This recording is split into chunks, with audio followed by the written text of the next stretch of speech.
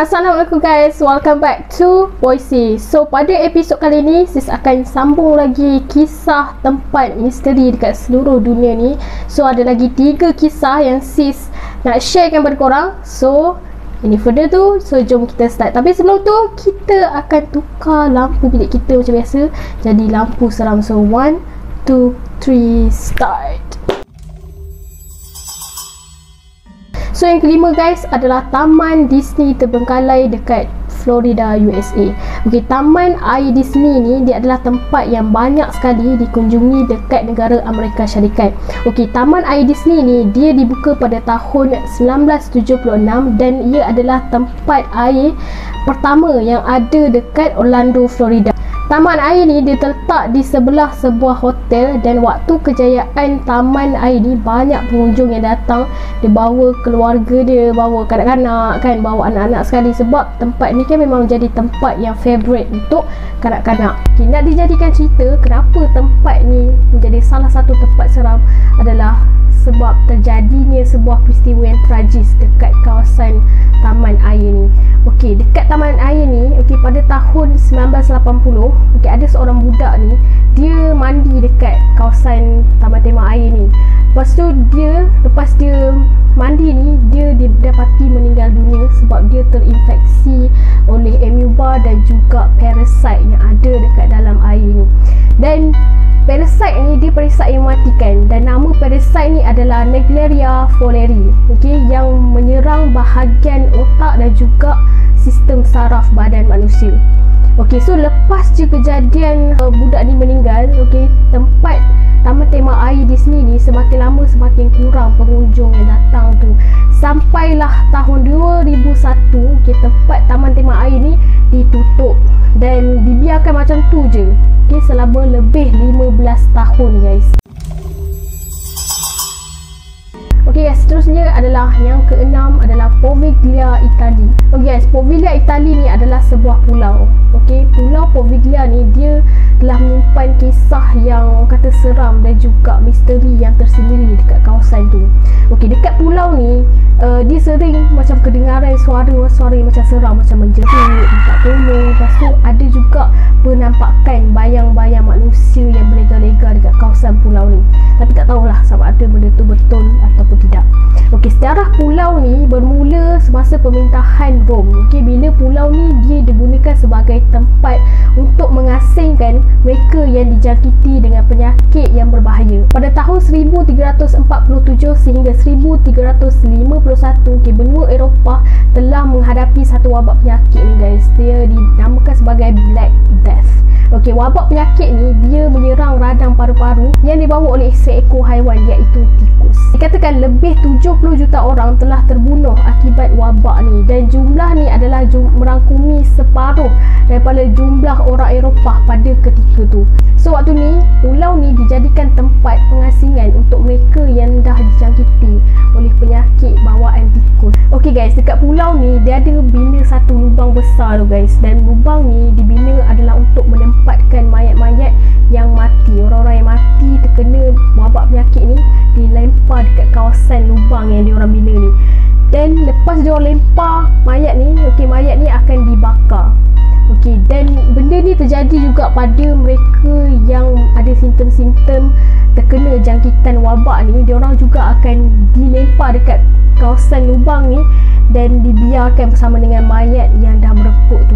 Okey, mereka ni masih hidup lagi tapi dibiarkan sehingga mereka mati dan mayat diorang juga akan dibakar sama seperti mayat yang dulu. Okey, sebab tu Pulau Poveglia ni dia tercemar dengan bauan-bauan yang agak busuk dan dikatakan okey, dekat pulau ni dia dah menempatkan hampir 16,000 mayat guys yang repuk dan juga bercampur dengan tanah. Okey, sebab itulah pulau ni dia dikatakan hampir separuh daripada pulau ni adalah tulang temulang manusia.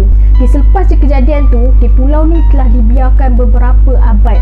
Okey, jadi pulau ni jadi sepi, jadi sunyi daripada orang ramai dan orang tak berani nak datang kat pulau tu sebab yelah kat situ kan tempat untuk pengasingan orang yang dah terkena jangkitan wabak penyakit yang menjangkit kan. So tak ada orang yang berani. So pulau tu totally memang sunyi dan sepi, yang tak ada siapa-siapa dekat situ. pada tahun 1922, sebuah hospital sakit jiwa atau hospital mental telah dibina dengan lengkap dengan menara loceng dekat kawasan pulau ni. Bila dah dibina hospital sakit mental ni, ada antara pesakit mental yang ada dekat situ, dia mengadu dekat pihak hospital ni, ada orang ada nampak roh-roh yang berlega-lega, ada ternampak macam kelibat.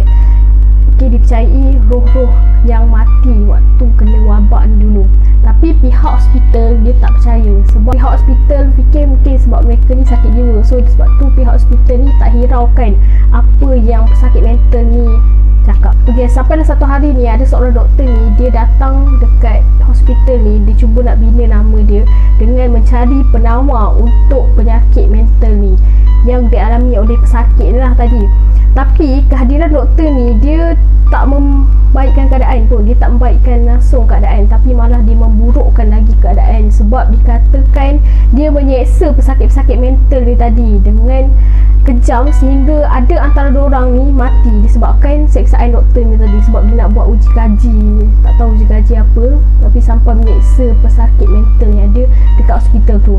Ada yang mengatakan doktor ni dia melakukan uji kaji dengan menggunakan pahat dan tukul untuk menyakitkan pesakit. Maksudnya dia gunakan pahat dan tukul ni dengan kejam kepada pesakit mental yang ada dekat hospital tu. Disebabkan perkara ni guys, banyak antara pesakit mental dekat situ, banyak yang antara mereka yang mati dengan keadaan yang sadis dekat hospital tu. Lepas bertahun-tahun menjalankan kegiatan dia ni, doktor ni akhirnya kononnya dihantui oleh bayangan pesakit ni tadi, dan disebabkan tu doktor ni telah membunuh diri dia dengan dia terjun daripada menara loceng hospital ni tadi. Doktor ni juga konon ni dikatakan masih hidup. Sewaktu dia tengah terjun tu, dia dikatakan masih hidup, tapi dia diterkam oleh roh pesakit dia ni tadi.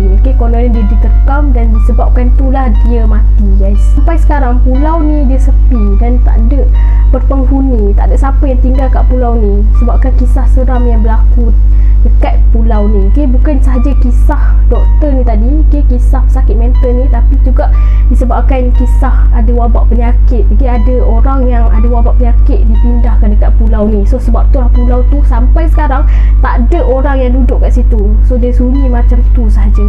So macam mana korang berani tak nak pergi dekat kawasan pulau ni. Okay guys, yang ketujuh adalah Pripyat di Ukraine. Pripyat Ukraine ni dikenali sebagai bandar Soviet moden yang ditinggalkan tanpa penjaga. Pada tahun 1986 ni, sebuah letupan loji nuklear dekat Ukraine ni berlaku di stesen jana kuasa Chernobyl yang mengakibatkan tragedi nuklear yang terburuk dekat dunia ni. Lebih kurang 3 km daripada tempat reaktor ni, dah letak satu bandar kecil yang menempatkan hanya 50,000 orang penduduk kat situ. Dan kebanyakannya adalah pekerja yang bekerja dalam bidang reaktor nuklear ni. Bandar ni dikenali sebagai bandar Pripyat ni, dan letupan yang berlaku ni menyebabkan penduduk dekat situ terpaksa kosongkan kawasan bandar ni dengan segera. Waktu berlaku letupan tu, semua bandar dan semua telekomunikasi dimatikan dan juga bekalan air dan elektrik ditutup. Selepas penduduk kat kawasan tu diminta untuk kosongkan kawasan bandar tu selama lebih kurang 36 jam. Pripyat ni dia dibangunkan sekitar tahun 1970 dan diisytiharkan sebagai bandar nuklear yang ke-9 oleh kerajaan Soviet Union pada waktu tu. Tragedi Chernobyl ni dia berlaku pada 26 April 1986 dan dia merupakan kejadian yang menyebabkan kecuaian manusia sendiri dalam jaga keselamatan. Guys, sebab kejadian ni berlaku adalah disebabkan salah satu ujian ketahanan dijalankan dekat sebuah reaktor yang ada dekat pusat reaktor Chernobyl ni. So ujian ni dijalankan juga walaupun sistem keselamatan dia tak diaktifkan pada waktu tu, dan terdapat beberapa lagi kecuaian yang melibatkan keselamatan yang tak diambil kira dan tak diambil berat oleh pihak reaktor nuklear ni. Disebabkan hasil daripada ujian luar kawasan ni menyebabkan air dekat dalam bahagian penyedukan reaktor ni dia bertukar menjadi wap panas dan dia meletup. Bila berlaku letupan pada badan reaktor ni menyebabkan bahan grafit ni terdedah kepada udara. Dan disebabkan juga kebakaran nuklear ni berlaku hampir 9 hari guys. Okey, api yang marak dekat kawasan nuklear ni telah menyebabkan pelbagai zarah-zarah nuklear dan juga isotop yang ada radiasi ni dia terdedah melalui angin dan dia merebak dekat udara serta tanah yang menyebabkan penduduk kawasan bandar Pripyat ni terpaksa kosongkan bandar tu serta merta. Waktu letupan tu guys, ada 2 nyawa yang terkorban dan lepas tu meningkat kepada 31 orang lepas beberapa orang yang kena racun radiasi tu disebabkan pencemaran. So sekarang guys, lebih 30 tahun tragedi Chernobyl ni berlaku dan sekarang ni ada beberapa tempat dekat Pripyat ni dia selamat untuk dikunjungi. Dan pada tahun 2011, okey, kerajaan Ukraine ni dia telah benarkan aktiviti pelancongan dekat kawasan tu bagi orang ramai yang nak tengok sendiri bandar Pripyat ni macam mana keadaan dia. So guys, setelah berpuluh tahun, okey, ada bekas penduduk yang dulu tinggal kat kawasan tu tapi dia telah balik. Okay, lepas dia keluar daripada kawasan tu, dia balik untuk dia jenguk rumah dia yang lama untuk teruskan kehidupan dekat kawasan tu. Okey, walaupun dia orang terdedah dengan kesan radiasi ni, tapi dia orang still juga dah duduk kat situ. Tapi malangnya tempoh untuk dia orang duduk kat situ tu tak lama sebab takut radiasi tu akan menyebabkan masalah kesihatan di kemudian hari. Okey, disebabkan tahap radiasi ni dekat Pripyat ni dia berubah-ubah, okey, ikut waktu yang tak membolehkan seseorang tu tinggal lama dekat kawasan tu. So sebab itulah kawasan tu, okey, dia ditinggalkan dan juga tak ada penghuni langsung dekat kawasan tu. Dia jadi macam sunyi dan tak ada orang langsung dekat kawasan tu. So sekarang ni guys, bandar ni dia tak lagi berpenghuni dan juga dia diambil alih oleh alam semula jadi. Okey, banyak sangat pokok-pokok yang dah menyala kat bangunan-bangunan yang dekat bandar Pripyat ni, okey, sebab dah tak ada orang duduk kat situ disebabkan mereka takut akan kesan daripada letupan nuklear ni tadi guys. So guys, itu saja kisah tempat seram dekat dunia ni. So tempat-tempat tadi boleh dilawati, ada yang boleh dan ada juga yang tidak dibenarkan untuk dilawati atas sebab-sebab yang tertentu.